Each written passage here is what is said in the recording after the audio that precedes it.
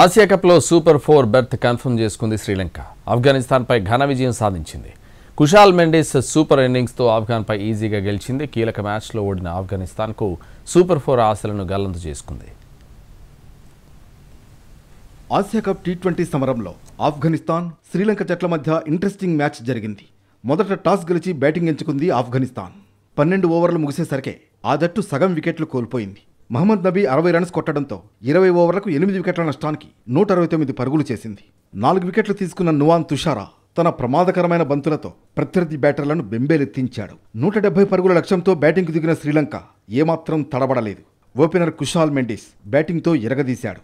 52 బంతుల్లో 10 ఫోర్లతో 74 రన్స్ కొట్టి అజేయంగా జట్టును విజయ తీరాలకు చేర్చాడు.